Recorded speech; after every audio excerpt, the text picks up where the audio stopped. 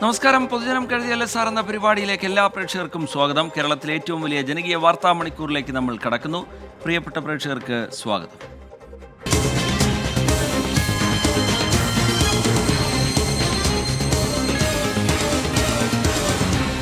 പൊതുജനം കഴുതയല്ല സാർ. ജനങ്ങളുടെ പ്രതികരണ വേദി എന്ന നിലയിൽ ഇപ്പോൾ സ്ക്രീനിൽ കാണുന്ന നമ്പറിൽ പ്രേക്ഷകർക്ക് ഈ പരിപാടിയിലേക്ക് വിളിക്കാവുന്നതാണ്. നിങ്ങളുടെ ആശങ്കകൾ, പരാതികൾ, ശ്രദ്ധയിലുള്ള വിഷയങ്ങളൊക്കെ അറിയിക്കാം.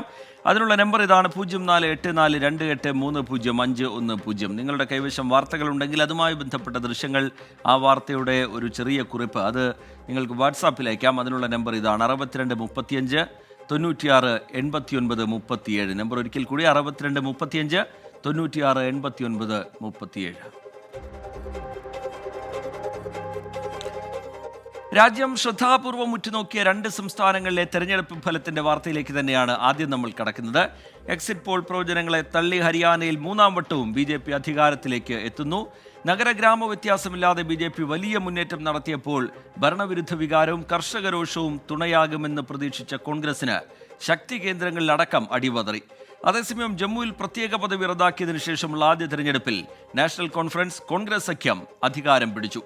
ഭരണം പിടിക്കാനായില്ലെങ്കിലും BJP വലിയ പരിക്കില്ലാതെ രക്ഷപ്പെട്ടു.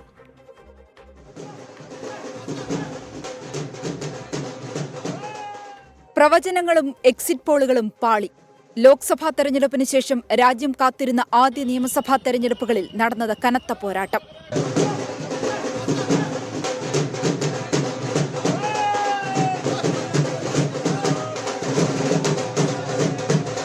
ജമ്മു കശ്മീരിൽ തൂക്കുസഭയെന്നായിരുന്നു ഭൂരിഭാഗം പ്രവചനങ്ങളും.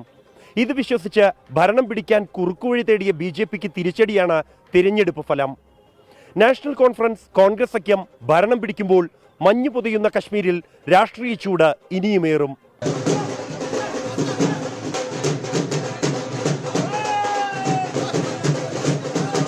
जो हमें खत्म करने के लिए आए थे मैदान में, वो खुद ही मतलब उनका कोई नामो निशान नहीं रहा, लेकिन हमारी जिम्मेदारियां बढ़ जाती हैं.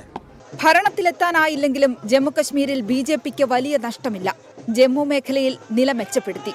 വോട്ട് ശതമാനത്തിലും മുന്നിൽ BJPയാണ്. എന്നാൽ PDP അമ്പെ തകർന്നു. ഇത് നാഷണൽ കോൺഫറൻസ് സഖ്യത്തിനും ചെറുപാർട്ടികൾക്കും നേട്ടമായി. മെഹബൂബ മുഫ്തിയുടെ മകൾ ഇൽത്തിജ മുഫ്തി അടക്കം തോറ്റു. CPIMന്റെ മുഹമ്മദ് യൂസഫ് തരിഗാമിക്ക് പുറമെ ആം ആദ്മി പാർട്ടിയും സജാദ് ലോണിന്റെ പീപ്പിൾസ് കോൺഫറൻസും ഓരോ സീറ്റിൽ ജയിച്ചു. റഷീദ് എഞ്ചിനീയറുടെ അവാമി ഇത്തിഹാദ് പാർട്ടിയുടെ സ്വതന്ത്ര സ്ഥാനാർത്ഥികളും വിജയം കണ്ടു. കശ്മീരിനുള്ള പ്രത്യേക പദവി റദ്ദാക്കിയ ശേഷമുള്ള ആദ്യ നിയമസഭാ തെരഞ്ഞെടുപ്പിനാണ് കശ്മീർ സാക്ഷ്യം വഹിച്ചത്. ഹരിയാനയിൽ വോട്ടെണ്ണൽ തുടങ്ങിയപ്പോൾ ലീഡിൽ കോൺഗ്രസിന്റെ കുതിപ്പ്.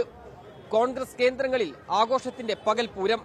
എന്നാൽ പിന്നീടുള്ള മണിക്കൂറുകളിൽ കണ്ടത് BJPയുടെ വൻ മുന്നേറ്റം.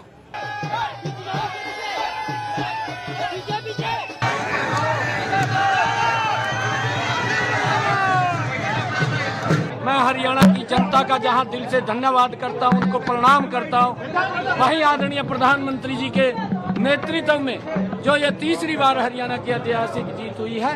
കോൺഗ്രസ് ഹരിയാനയുടെ ഭരണത്തിൽ തിരിച്ചെത്തുമെന്നായിരുന്നു മിക്ക പ്രവചനങ്ങളും. BJP ക്യാമ്പുകളിൽ നിരാശ പടർന്ന ദിനങ്ങൾ.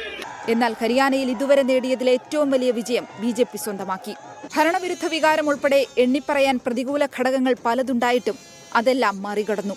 ഗ്രാമീണ നഗരമേഖലകളിൽ BJP മുന്നേറി. ജാട്ട് സ്വാധീന മേഖലകളിൽ ഒപ്പത്തിനൊപ്പം. പിന്നോക്ക മേഖലകളിൽ മാത്രമാണ് BJP പിന്നിലായത്. ഭൂപീന്ദർ സിംഗ് ഹൂഡയെ മാത്രം ആശ്രയിച്ച കോൺഗ്രസിന് പാർട്ടിയിലെ തമ്മിലടി വലിയ തിരിച്ചടിയായി. ജാട്ട് പാർട്ടികളായ JJPക്കും INLDക്കും കറുത്ത കുതിരകളാകാനും കഴിഞ്ഞില്ല. ലോക്സഭാ തെരഞ്ഞെടുപ്പിൽ മാറ്റുകുറഞ്ഞ വിജയമായിരുന്നു BJPയുടേത്. ഇതിനുശേഷം ഹിന്ദി ഹൃദയഭൂമിയിലെ ആദ്യ പോരാട്ടത്തിലെ ജയം നേതൃത്വത്തിന് ആത്മവിശ്വാസമേകും. കാശ്മീരിലെ സഖ്യവിജയം മാത്രമാണ് കോൺഗ്രസിന് ആശ്വാസം. ജമ്മു കാശ്മീരിൽ നിന്ന് ബൽറാം നെടുങ്ങാടിക്കും ഹരിയാനയിൽ നിന്ന് നിതിൻ അംബുജനുമൊപ്പം വിനീത VG 24 ഡൽഹി. കോഴിക്കോട് പുല്ലൂരാമ്പാറയിൽ KSRTC ബസ് പുഴയിലേക്ക് മറിഞ്ഞ അപകടമുണ്ടായി എന്ന വാർത്തയും ഇന്ന് പുറത്തുവന്നു. അപകടത്തിൽ 2 സ്ത്രീകൾക്ക് ദാരുണാന്ത്യം. വേലക്കുന്നിൽ കമല, ആനക്കമ്പയിൽ ത്രേസ്യ മാത്യു എന്നിവരാണ് മരിച്ചത്. 26 പേർക്ക് പരിക്കേറ്റിട്ടുണ്ട്. 2 പേരുടെ നില ഗുരുതരമാണ്. അപകടത്തിൽ മോട്ടോർ വാഹന വകുപ്പ് അന്വേഷണം ആരംഭിച്ചിട്ടുണ്ട്. രാഹുൽ സുരേഷ് അപകട സ്ഥലത്ത് നിന്ന് വിവരങ്ങളുമായി ചേരുകയാണ്. രാഹുൽ, ഈ ബസ് ഉയർത്താനുള്ള ശ്രമം അത് നേരത്തെ താൽക്കാലികമായി നിർത്തിയിരുന്നു. ഇപ്പോഴെന്താണ് തീരുമാനം? ആരും മിസ്സിംഗ് അല്ല എന്നുള്ള കാര്യം സ്ഥിരീകരിക്കുന്നുണ്ട്. അത് സംബന്ധിച്ച വിവരങ്ങൾ എങ്ങനെ? ആശുപത്രിയിൽ നിന്നാണെങ്കിൽ 2 പേരുടെ നില ഗുരുതരം എന്നുള്ളതാണ് ഏറ്റവും ഒടുവിലായി പുറത്തു വന്ന വിവരം. ആശുപത്രിയിൽ നിന്നെങ്കിലും പുതിയ വിവരങ്ങൾ പുറത്തു വരുന്നുണ്ടോ? പുതിയ വിവരങ്ങൾ എങ്ങനെ, രാഹുൽ സുരേഷ്? ടി കെ, പുല്ലൂരാമ്പാറയ്ക്ക് സമീപം കാളിയാമ്പുഴ പാലത്തിൽ ഇന്ന് ഉച്ചയ്ക്ക് 2 മണിയോടുകൂടിയായിരുന്നു ഈ അപകടം നടക്കുന്നത്. തിരുവമ്പാടിയിലേക്ക് വരികയായിരുന്ന KSRTC ബസ്സാണ് പാലത്തിന്റെ കൈവരി തകർത്ത ശേഷം തലകീഴായി ഈ പുഴയിലേക്ക് മറിഞ്ഞത്. 45ഓളം യാത്രക്കാരായിരുന്നു ഈ ബസ്സിലുണ്ടായിരുന്നത്. അതിൽ 2 പേരുടെ മരണമാണ് ഇപ്പോൾ സ്ഥിരീകരിച്ചിട്ടുള്ളത്. ആനക്കാംപോയിൽ സ്വദേശിയായിട്ടുള്ള ത്രേസ്യമ്മ മാത്യു, തിരുവമ്പാടി സ്വദേശിയായിട്ടുള്ള വേലാംകുന്നേൽ കമല എന്നിവരാണ് മരിച്ചിട്ടുള്ളത്. സംഭവത്തിൽ ഡ്രൈവറും കണ്ടക്ടറും ഉൾപ്പെടെ 26 പേർക്ക് പരിക്കേറ്റവരിൽ 4 പേരുടെ നില ഗുരുതരമാണ് എന്ന വിവരം കൂടി ഈ ഘട്ടത്തിൽ പുറത്തു വരുന്നുണ്ട്. അപകടത്തിന് തൊട്ട് മുമ്പ് ഈ ബസ് ബ്രേക്ക് ചെയ്തിരുന്നു. അതുകൊണ്ട് ബ്രേക്ക് നഷ്ടപ്പെട്ടതല്ല ഈ അപകട കാരണം എന്ന നിഗമനത്തിലാണ് മോട്ടോർ വാഹന വകുപ്പുള്ളത്. മാത്രമല്ല, ബസിന്റെ ടയറുകൾക്ക് കാലപ്പഴക്കം ചെന്നിട്ടുമില്ല. അതുകൊണ്ട് കൃത്യമായ അന്വേഷണത്തിൽ മാത്രമേ എന്താണ് അപകട കാരണം എന്നത് സംബന്ധിച്ചൊരു വ്യക്തത വരികയുള്ളൂ. പോലീസും മോട്ടോർ വാഹന വകുപ്പും സംയുക്തമായാണ് ഇവിടെ പരിശോധന നടത്തിക്കൊണ്ടിരിക്കുന്നത്. അതിനുശേഷം സർക്കാരിലേക്ക് അടിയന്തര റിപ്പോർട്ട് കൈമാറും എന്ന് മോട്ടോർ വാഹന വകുപ്പും പോലീസും അറിയിക്കുന്നു. അതിൽ എടുത്തു പറയേണ്ട മറ്റൊരു പ്രധാനപ്പെട്ട കാര്യം, ഈ പാലത്തിന് കൈവരി ഇല്ല എന്നത് തന്നെയാണ്. ഈ ഒരു കൈവരി ബസ് അപകടത്തിൽ തകർന്നു. പക്ഷേ മറ്റൊരു കൈവരിയും ഈ പാലത്തിനില്ല. അത് നേരത്തെ തന്നെ തകർന്നതാണ് എന്ന് ഈ നാട്ടുകാർ തന്നെ പറയുന്നുണ്ട്. ഈ പാലത്തിന് ഏതാണ്ട് വർഷങ്ങളുടെ പഴക്കമുണ്ട്. 1966 പണിത ഒരു പാലം കൂടിയാണ്. അതിൻ്റെ ഒരു കാലപ്പഴക്കമുണ്ട്. ഇനി ബസ് ഉയർത്തുന്നത് നാളേക്ക് മാറ്റിയിട്ടുണ്ട്. ഇപ്പോൾ രാത്രിയായി, അതുകൊണ്ട് ലൈറ്റിൻ്റെ ഒരു പ്രശ്നമുണ്ട്. അതുകൊണ്ട് ഈ പ്രവർത്തനങ്ങൾ, ബസ് ഉയർത്തുന്ന പ്രവർത്തനങ്ങൾ നാളേക്ക് മാറ്റിയിട്ടുണ്ട്. ഇപ്പോഴും ഒരു അപകട സാഹചര്യം നിലനിൽക്കുന്നതിനാൽ താൽക്കാലികമായി കൈവരി നിർമ്മിക്കുന്ന ഒരു ദൃശ്യങ്ങൾ കൂടിയാണ് ഇപ്പോൾ പ്രേക്ഷകർ കണ്ടുകൊണ്ടിരിക്കുന്നത്. ഈ വെട്ടത്തിൻ്റെ ഒരു പ്രശ്നമുണ്ട്. പക്ഷെ അത് അവഗണിച്ചാണ് ഇപ്പോഴും ഈ പ്രവർത്തനങ്ങൾ മുന്നോട്ട് പോകുന്നത്. എന്താണെങ്കിലും അതിദാരുണമായ സംഭവമാണ്. ആ സംഭവത്തിലാണ് 2 പേരുടെ മരണം സ്ഥിരീകരിച്ചിട്ടുള്ളത്. ഇപ്പോൾ താമരശ്ശേരി DYSP കൂടി നമ്മളോടൊപ്പം ചേരുന്നുണ്ട്. സാർ, ഇപ്പോൾ ഇരുട്ടായതുകൊണ്ട് ഈ ബസ് ഉയർത്തുന്ന പ്രവർത്തനങ്ങൾ മാറ്റിവെച്ചിട്ടുണ്ട്. എന്താണ് ഇനിയുള്ളൊരു അപ്ഡേഷൻ? ബസ് രാവിലെയാണ് നമ്മൾ ക്രെയിൻ ഉപയോഗിച്ച് ഉയർത്തുന്നത്. മരണപ്പെട്ട 2 പേരുടെ ഇൻക്വസ്റ്റ് ആരംഭിച്ചിട്ടുണ്ട്. കമല എന്ന് പറയുന്ന സ്ത്രീയുടെ കോഴിക്കോട് മെഡിക്കൽ കോളേജിലും ത്രേസ്യമ്മ മാത്യു എന്ന് പറയുന്നവരുടെ ഇൻക്വസ്റ്റ് ഓമശ്ശേരി ശാന്തി ഹോസ്പിറ്റലിലും ആരംഭിച്ചിട്ടുണ്ട്. ഇന്ന് തന്നെ മൃതദേഹം വിട്ടുകൊടുക്കൂലേ? അത് പോസ്റ്റ്മോർട്ടം നാളെ കഴിയും. പോസ്റ്റ്മോർട്ടം നാളെ രാവിലെ ഉണ്ട്. ടി കെ, ഉച്ചയ്ക്ക് 2 മണിക്ക് അപകടം നടന്നു. പക്ഷേ മിന്നൽ വേഗത്തിൽ ഈ രക്ഷാപ്രവർത്തനം നടത്താനായി നാട്ടുകാരും ഫയർഫോഴ്സും പോലീസും സംയുക്തമായി തന്നെ വളരെ വേഗത്തിൽ രക്ഷാപ്രവർത്തനം നടത്തിയതുകൊണ്ട് തന്നെ അപകടത്തിന്റെ വലിയൊരു വ്യാപ്തി കുറയ്ക്കാനായി എന്നത് ആശ്വാസകരമാണ്. ടി കെ, രാഹുൽ, ഈ അവിടെയുള്ള നാട്ടുകാരുടെയൊക്കെ പ്രതികരണം നേരത്തെ നമ്മൾ കണ്ടിരുന്നു. അവർ ചില പരാതികളൊക്കെ ഉയർത്തുന്നുണ്ട് ഈ പാലത്തിൻ്റെ സുരക്ഷയുമായി ബന്ധപ്പെട്ട കാര്യങ്ങളിലൊക്കെ. യാത്രക്കാരുമായി സംസാരിക്കാൻ കഴിഞ്ഞിരുന്നോ? അവർ എന്തെങ്കിലും പ്രതികരിച്ചിരുന്നോ, രാഹുൽ?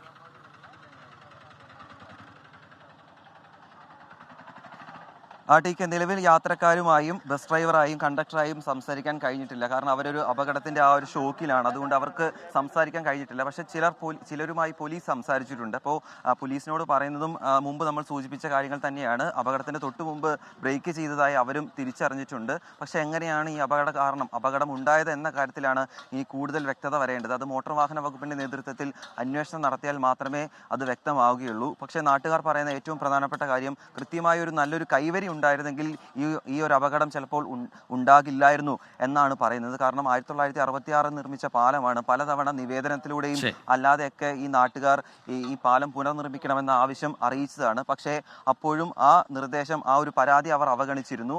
അതാണ് ഇത്തരത്തിൽ വലിയൊരു അപകടത്തിന് കാരണമായതെന്നാണ് നാട്ടുകാർ പറയുന്നത്. ഇനിയെങ്കിലും ഈ അപകടത്തിന്റെ പശ്ചാത്തലത്തിലെങ്കിലും ഈ പാലം പുനർനിർമ്മിക്കണമെന്ന ആവശ്യമാണ് പറയുന്നത്. കാരണം നിരവധി കുട്ടികൾ ഉൾപ്പെടെ ഈ വഴിയിലൂടെ യാത്ര ചെയ്യുന്നതാണ്. വൈകിട്ട് ഈ അപകടം ഉച്ചയ്ക്കാണ്. പക്ഷേ അതൊരു പക്ഷേ വൈകുന്നേരമായിരുന്നെങ്കിൽ കൂടുതൽ അപകടത്തിന്റെ വ്യാപ്തി ഇരട്ടിയാക്കിയാനേ. എന്താണെങ്കിലും പാലം പുനർനിർമ്മിക്കണമെന്ന ആവശ്യം വീണ്ടും നാട്ടുകാർ ഉന്നയിക്കുന്നുണ്ട്. ടി കെ, ശരി. അപകടത്തിൽ 2 സ്ത്രീകൾക്കാണ് ജീവൻ നഷ്ടമായത്. വേലക്കുന്നിൽ കമല, ആനക്കാംപോയിൽ ത്രേസ്യമ്മ മാത്യു എന്നിവരാണ് മരിച്ചത്. 26 പേർക്ക് പരിക്കേറ്റിട്ടുണ്ട്. വലിയ അപകടമാണ് ഉണ്ടായത്. 2 പേരുടെ നില ഗുരുതരമാണ് എന്നുള്ളതാണ് ആശുപത്രിയിൽ നിന്ന് പുറത്തുവരുന്ന വിവരം. ഈ ബസ് ഉയർത്താനുള്ള ശ്രമം അത് താൽക്കാലികമായി നിർത്തിവെച്ചിട്ടുണ്ട്. നാളെയാണ് അത് പുനരാരംഭിക്കുക എന്ന് ബന്ധപ്പെട്ടവർ അറിയിക്കുന്നു. ഇതിൻ്റെ കാരണം എന്താണ് എന്നത് സംബന്ധിച്ചുള്ള അന്വേഷണത്തിലേക്ക് ഇപ്പോൾ കടന്നിട്ടുമുണ്ട്. പൊതുജനം കഴുതിയല്ല സാർ എന്ന പരിപാടിയിലേക്ക് വീണ്ടും ADGP RSS കൂടിക്കാഴ്ചയിലും PR വിവാദത്തിലും നിയമസഭയിൽ കൃത്യമായ മറുപടിയില്ലാതെ സർക്കാർ. സംഘപരിവാർ ബന്ധം UDF എന്ന് പറഞ്ഞ് പ്രതിരോധിക്കാനായിരുന്നു ഭരണപക്ഷത്തിൻ്റെ ശ്രമം. PR വിവാദത്തിൽ മുഖ്യമന്ത്രി വാർത്താസമ്മേളനത്തിൽ പറഞ്ഞതിനപ്പുറം ഒന്നും സർക്കാർ ഇന്ന് സഭയിൽ വിശദീകരിച്ചില്ല. രാവിലെ സഭയിലുണ്ടായിരുന്നെങ്കിലും പിന്നീട് ശബ്ദവിശ്രമം ഡോക്ടർമാർ നിർദ്ദേശിച്ചു എന്ന കാരണത്താൽ മുഖ്യമന്ത്രി ചർച്ചയിൽ നിന്നും വിട്ടുനിന്നു. അജിത് കുമാർ RSS നേതാക്കളെ കണ്ടതും അഭിമുഖ വിവാദവുമായിരുന്നു പ്രതിപക്ഷത്തിന്റെ അടിയന്തര പ്രമേയ നോട്ടീസ്. പ്രതിപക്ഷത്തിന് പ്രതിരോധം തീർത്ത് ചർച്ചയാകാമെന്ന് മുഖ്യമന്ത്രി. എന്നാൽ ചർച്ച ആരംഭിച്ച 12 മണിക്ക് മുഖ്യമന്ത്രി സഭയിലുണ്ടായിരുന്നില്ല. മുഖ്യമന്ത്രിക്ക് പനി കാരണം ഡോക്ടർമാർ വിശ്രമം നിർദ്ദേശിച്ചെന്ന് സ്പീക്കർ വിശദീകരിച്ചു. MR അജിത് കുമാറിനെ സർക്കാർ സംരക്ഷിക്കുകയാണെന്ന് പ്രമേയാവതാരകനായ N ശംസുദ്ദീൻ. ബഹുമാനപ്പെട്ട പ്രതിപക്ഷ നേതാവ് ആഴ്ചകൾക്ക് മുമ്പ് ഇതിൽ കൃത്യമായ പത്രസമ്മേളനം നടത്തി വിവരം പറഞ്ഞിട്ടും ആരോപണ വിധേയനായ ADGPയെ സംരക്ഷിക്കുന്ന സർക്കാർ നിലപാടിനെതിരായിട്ടാണ് സർ ഞാൻ ഈ അടിയന്തര പ്രമേയം അവതരിപ്പിക്കുന്നത്. RSS നേതാക്കളെ അജിത് കുമാർ കണ്ടത് മുഖ്യമന്ത്രിക്ക് വേണ്ടിയാണെന്ന് പ്രതിപക്ഷ നേതാവ് ആവർത്തിച്ചു. ഇന്റലിജൻസ് റിപ്പോർട്ട് 2023 മെയ്യിൽ തന്നെ കിട്ടിയിട്ടും മുഖ്യമന്ത്രി ചോദിച്ചില്ല. അഭിമുഖം നടക്കുന്നതിനിടെ ഒരാൾ വന്നു എന്ന് മുഖ്യമന്ത്രി വാർത്താസമ്മേളനത്തിൽ പറഞ്ഞതിന് പ്രതിപക്ഷ നേതാവിന്റെ പരിഹാസം. വിവാദ ഭാഗം എഴുതി ചേർത്തവർക്കെതിരെ നടപടിയെടുക്കുമോ എന്നും ചോദ്യം. ആരോ ഒരാൾ മുഖ്യമന്ത്രി ഹിന്ദു ലേഖിക്ക് ഇന്റർവ്യൂ കൊടുക്കുമ്പോൾ തൊട്ടടുത്ത് കൈയും കെട്ടി പരിചയമില്ലാത്ത ഒരാൾ ഈ പിണറായി വിജയന്റെ അടുത്ത് നിന്നെന്ന് പറയാം. എനിക്ക് അദ്ദേഹത്തെ കുറിച്ച് അക്കാര്യത്തിലൊക്കെ നല്ല ബഹുമാനമുള്ളത്. ഒരാൾ നിൽക്കൂല. പ്രതിപക്ഷ നേതാവ് പറഞ്ഞതുപോലെ ഒരു സ്പെഷ്യൽ ബ്രാഞ്ച് റിപ്പോർട്ട് ഇല്ലെന്നും ഉണ്ടെങ്കിൽ നിയമസഭയുടെ മേശപ്പുറത്ത് വെക്കാനും മുഖ്യമന്ത്രിക്ക് വേണ്ടി സംസാരിച്ച MP രാജേഷിന്റെ വെല്ലുവിളി. ഞാൻ അദ്ദേഹത്തോട് ഒറ്റ കാര്യം പറയുന്നുള്ളൂ. അങ്ങനെ ഒരു സ്പെഷ്യൽ ബ്രാഞ്ച് റിപ്പോർട്ട് ഉണ്ടെങ്കിൽ അദ്ദേഹം സഭയുടെ മേശപ്പുറത്ത് വെക്കട്ടെ. PR വിവാദത്തിൽ ഹിന്ദു ദിനപത്രം നൽകിയ തെറ്റിദ്ധരുത്തൽ വാചകത്തിൽ മാത്രം പിടിച്ചായിരുന്നു ഭരണപക്ഷത്തിന്റെ പ്രതിരോധം. മലപ്പുറം വിവാദത്തിലൂടെ സംഘപരിവാറിന് ഉപയോഗിക്കാനുള്ള ആയുധമാണ് നൽകിയതെന്ന് PK കുഞ്ഞാലിക്കുട്ടി. ഈ വെപ്പൺ BJP ഇന്ത്യ ഒട്ടാകെ കൊണ്ടു നടക്കുന്ന വലിയൊരു വെപ്പണാണ്. ആ വെപ്പണാണ് നിങ്ങൾ ഹിന്ദുവിന്റെ ഇന്റർവ്യൂവിൽ അവർക്ക് കൊടുത്തത് എന്ന് പറയാതിരിക്കാൻ വയ്യ. മലപ്പുറം ജില്ലയെ കുട്ടിപ്പാകിസ്ഥാൻ എന്ന് കോൺഗ്രസ് വിളിച്ചുവെന്ന് KT ജലീൽ പറഞ്ഞതോടെ സഭയിൽ ബഹളം.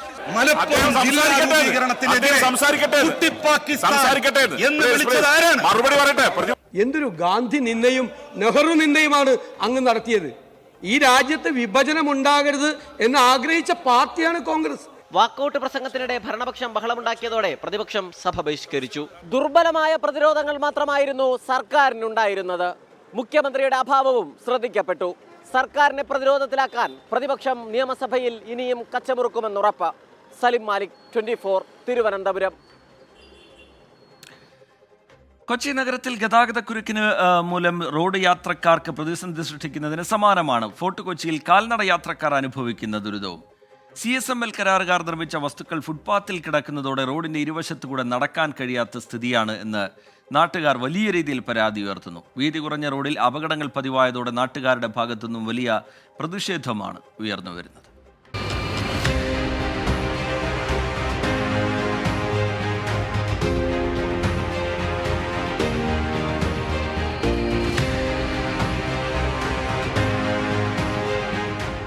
ഫോർട്ട് കൊച്ചി സർക്കാർ ആശുപത്രി പരിസരത്തെ ഫുട്പാത്തിലാണ് സ്ലാബ് ഉൾപ്പെടെയുള്ള വസ്തുക്കൾ ചന്നം ഭിന്നം ചിതറിക്കിടക്കുന്നത്.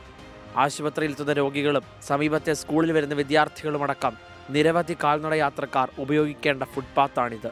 സ്വകാര്യ ബസ്സുകൾ ഉൾപ്പെടെ വലിയ വാഹനം പോകുന്ന റോഡിന് വീതിയില്ലാത്തതുമൂലം അപകടങ്ങളും തുടർക്കഥയാണ്.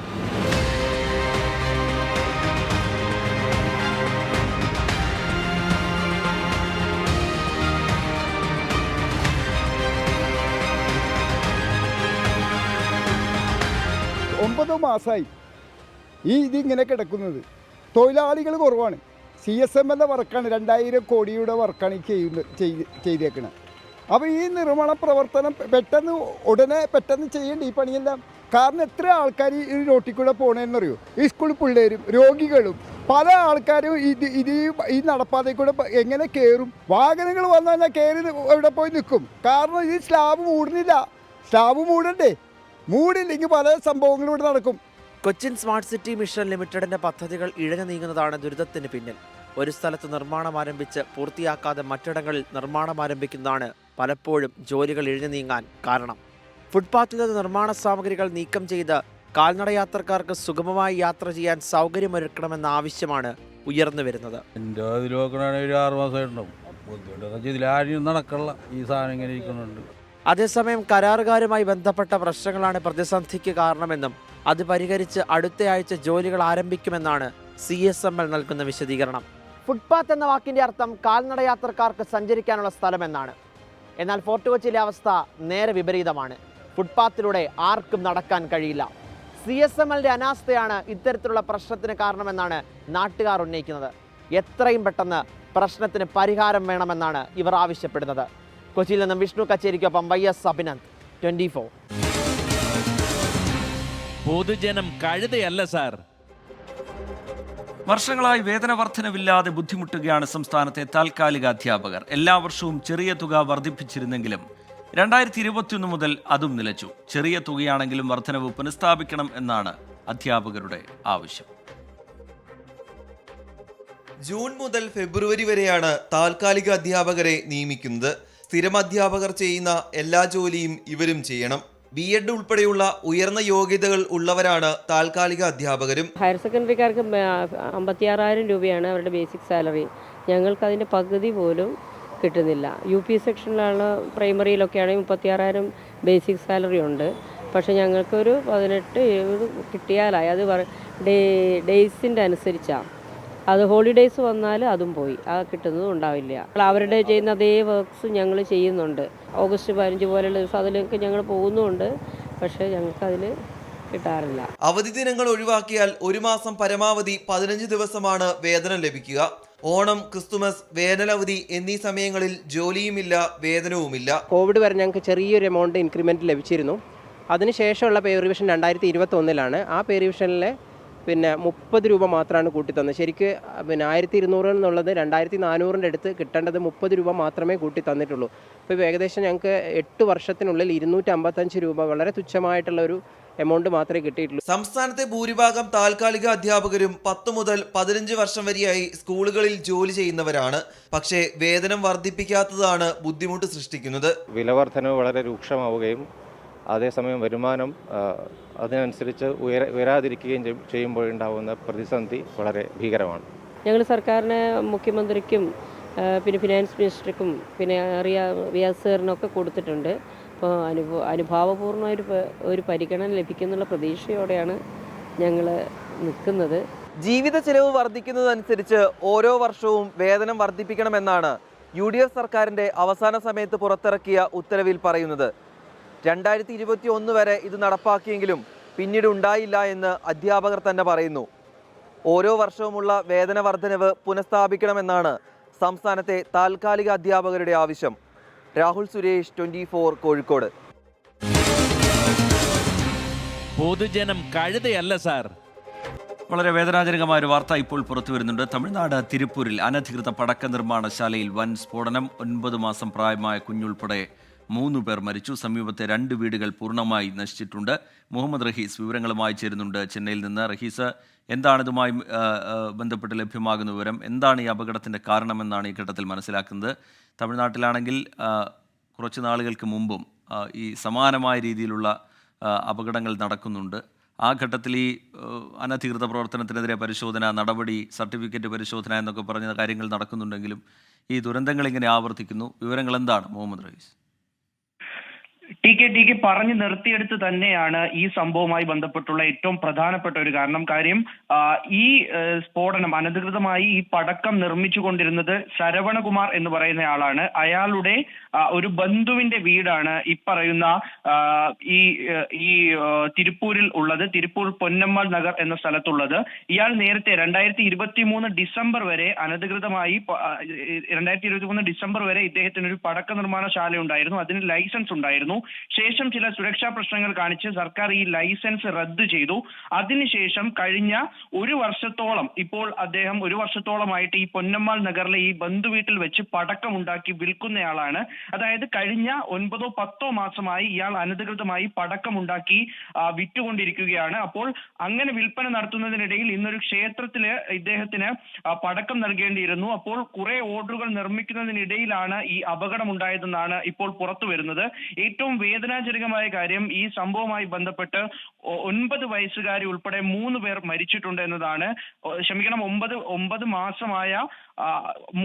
മാസമായ ഒരു കുഞ്ഞും ഒപ്പം തന്നെ മറ്റു 2 പേരും മരിച്ചിരിക്കുന്നു. അതായത് ആലിയ ഷെഹ്റിൻ എന്നാണ് ഈ കുട്ടിയുടെ പേര്. ഒപ്പം തന്നെ തിരുപ്പൂർ സ്വദേശി കുമാർ, ഇയാൾക്ക് 45 വയസ്സാണ്. മറ്റൊരു സ്ത്രീ കൂടി മരിച്ചിട്ടുണ്ട്. ഇവരെ തിരിച്ചറിഞ്ഞിട്ടില്ല. അങ്ങനെ 3 പേരാണ് ഈ സംഭവവുമായി ബന്ധപ്പെട്ട് ഇതുവരെ മരിച്ചിരിക്കുന്നത്. 2 വീടുകൾ പൂർണ്ണമായി തകരുകയും 5 വീടുകൾക്ക് ഭാഗികമായി കേടുവരികയും ചെയ്തിട്ടുണ്ട്.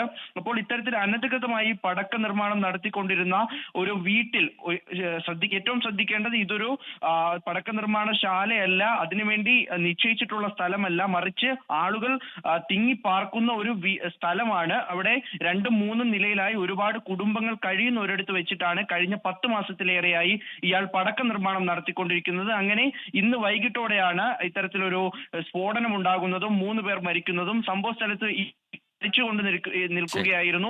അപ്പോൾ ആണ് ഈ അപകടമുണ്ടായത് എന്ന് പറയുന്നു. മരിച്ച സ്ത്രീയെ ഒരു തരത്തിലും തിരിച്ചറിയപ്പെടാത്ത തരത്തിൽ അവരുടെ ശരീരഭാഗങ്ങൾ ഛന്നഭിന്നമായി പോയി എന്നുകൂടിയുള്ള ദാരുണമായ വിവരം കൂടി പുറത്തു വരുന്നുണ്ട്. തിരുപ്പൂർ ജില്ലാ കളക്ടർ ടി ക്രിസ്തുരാജ് ഈ സ്ഥലത്തെത്തി പരിശോധന നടത്തിയിട്ടുണ്ട്. ഈ ബിൽഡിങ്ങിന്റെ ഉടമയെ, ഈ വീടിന്റെ ഉടമയെ ഇപ്പോൾ അവരിൽ നിന്ന് വിവരങ്ങൾ തേടിക്കൊണ്ടിരിക്കുകയാണ്. ഒപ്പം തന്നെ ഈ ശരവണകുമാർ ഈ പടക്ക നിർമ്മാണം മുഹമ്മദ് റഹീസാണ് വിവരങ്ങൾ നൽകിക്കൊണ്ടിരിക്കുന്നത്. തമിഴ്നാട് തിരുപ്പൂരിലാണ് അനധികൃത പടക്ക നിർമ്മാണശാലയിൽ വൻ സ്ഫോടനമുണ്ടായത്. 9 മാസം പ്രായമായ കുഞ്ഞുൾപ്പെടെ 3 പേർക്കാണ് ജീവൻ നഷ്ടമായിരിക്കുന്നത്. പൊതുജനം കരുതിയല്ല സാർ എന്ന പരിപാടിയുടെ സമയം ഇവിടെ പൂർത്തിയാവുകയാണ്.